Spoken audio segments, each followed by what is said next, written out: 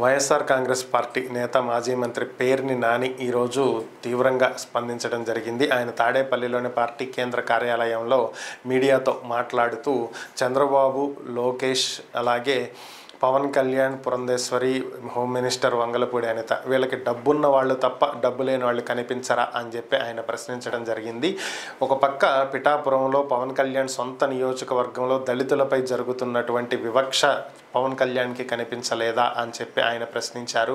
మరొక పక్క ఒక దళిత నేత అయ్యుండి హోమ్ మినిస్టర్ హోదాలో ఉన్నటువంటి అనిత కూడా వారిని కనీసం పరామర్శించడానికి వెళ్ళలేదని, ఎక్కడో మద్యంకి సంబంధించినటువంటి గొడవల్లో హత్యకు గురైనటువంటి వెంకయ్య చౌదరిని పరామర్శించడానికి మాత్రం, ఆ కుటుంబాన్ని పరామర్శించడానికి మాత్రం వెళ్ళటం జరిగిందని చెప్పి ఆయన వ్యాఖ్యానించారు. వీరికి డబ్బున్న వాళ్ళు తప్ప పేదవారు, దళితులు, వాళ్ళ కష్టాలు కనిపించవా ఈ కూటమి ప్రభుత్వానికి అని చెప్పి ఆయన ప్రశ్నించారు.